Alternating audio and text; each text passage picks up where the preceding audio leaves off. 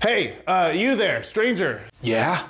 Sorry to bother you, but it's been a really long road and I just wondered if you had anything to trade on you. I've got some barter stuff with me. I thought maybe we could, see if each other has anything we might need. What do you got? Well, yeah, I got a lot of good stuff actually. Here, let me check what I got going on. Let's see, I got some soap. Everybody needs soap, right? We all smell bad lately anyway. Alcohol, got a lighter if you need to make fire. Let's see, I know I got some food in here somewhere. Yeah, I got some food if that's something you need as well. Oh, and a little bit of ammunition too. So I just didn't know if any of this would, have any value for you. What is it you're doing? What do you got there? How about I trade you your life for all the things you just showed me? Yeah, that seems fair. Yeah, you're right. Here you go. Thanks.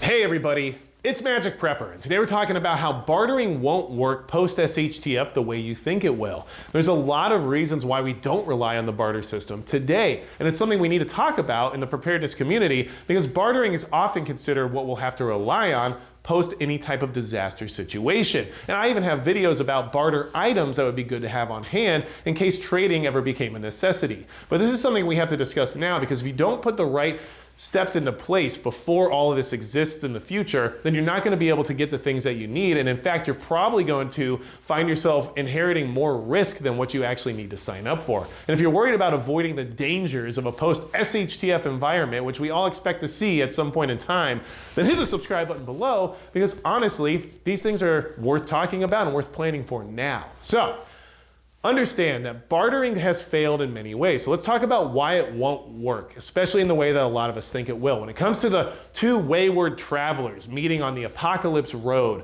to eventually trade each other for the goods that they both need, a lot of things have to match up perfectly for that to work. So the reasons why it won't work is because bartering requires a mutual coincidence of wants between the two parties that are going to barter. What that means is that each party is going to need to have the things that the other party wants for a trade to exist. AKA, if I suddenly find myself in need of 9mm ammunition and the person I come across only has 12 gauge ammunition, we don't necessarily have a trade because I don't need what they have and they possibly don't want what I have. So those things don't line up and now we don't have the ability to trade. A lot of people say don't trade ammo. We'll talk about that here in just a little bit. Now, the other reason it doesn't work is that value is based on perception. And perception can mean a lot of things.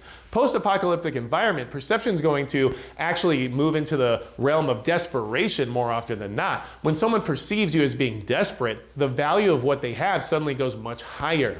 And that's why it doesn't work as well. My loaf of bread might be worth your ounce of gold if the meaning of that trade is that you suddenly have something to eat that you haven't had anything to eat in the last 3 weeks, versus my 1 ounce of gold for your loaf of bread when I have eaten means I'm not going to make that trade. And these are the things we have to consider because value is perception, especially in a post-SHTF environment. And people will use that perception to get more for their buck than what they're trading. Everybody wants to come out on top of any kind of a trade deal, and that is something you have to be aware of, okay? Now, other problems that are involving the barter system is the indivisibility of certain goods. So when we talk about things like gold or silver, breaking up an ounce of gold is very hard to do. So you can't necessarily just clip a piece of your 1 ounce gold round off and then trade it for somebody's bag of rice. It doesn't work that way very easily, now does it? And this can go into other things too.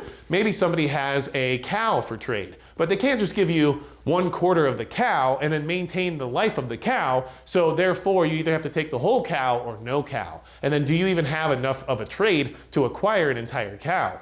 That is part of the downfall. And then the difficulty of transport of these items is another reason why the barter system, especially when you talk about meeting strangers on the road, is not going to work the way you think, because having to have the value of goods that people are going to be looking for in a post-SHTF environment might require having to tow a wagon, or might require having livestock in tow of whatever caravan you're moving down the road with.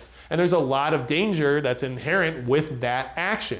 So these are things that need to be considered and put into place first before you think that you can just go walking down the street and trade somebody a bottle of vodka for a Band-Aid. It's just not going to work that way as easily as a lot of people perceive it to work. Now, here's what can work, and here's what needs to exist for a barter system to operate properly post SHTF. And these are things that you need to start working on now so you have the capability to do this if there's ever a collapse of any kind, okay?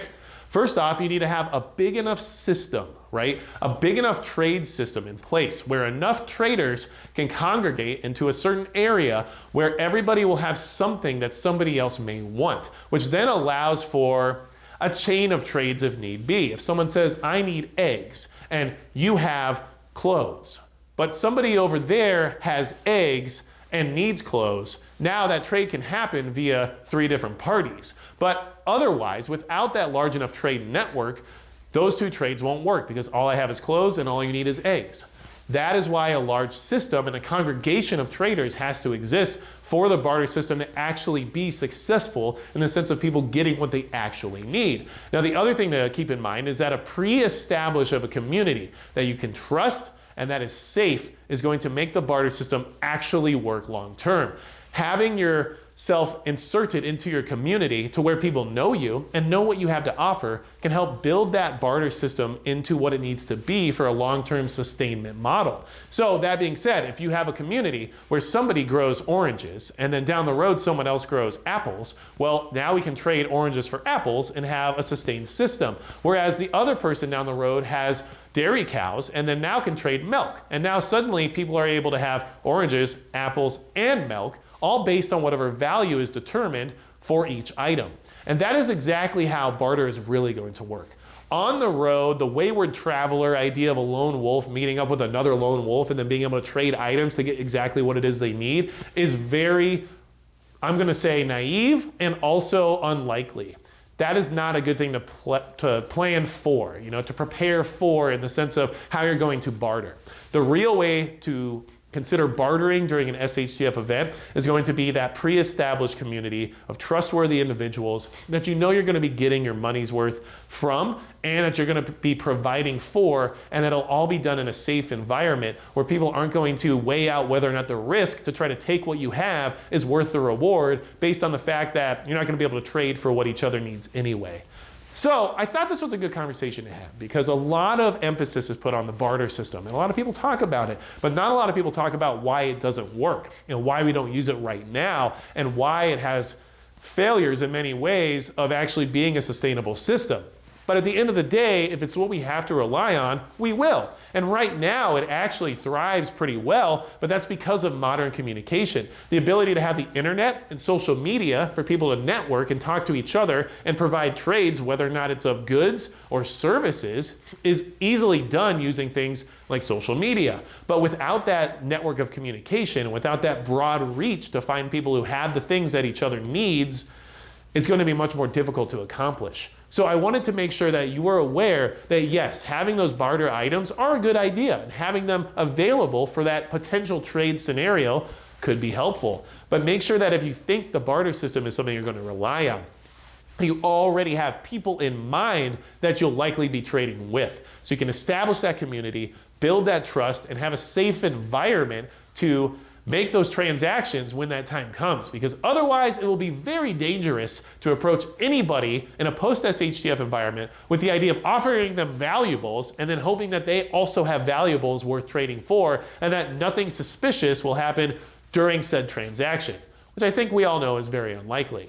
So hopefully this gave you something to think about. Hopefully this gives you reasons to try to build more community. And make sure if you want to keep building community, you join the Discord, which I will put a link in the description as well as in the pinned comment. So more and more people can get into the Discord channel. They can network with people within their state, within their country, and just talk about general preparedness and have a better community of people built around the country and around the world so that if this time ever comes and bartering becomes necessary, hopefully we have some people in our local area that we can already rely on.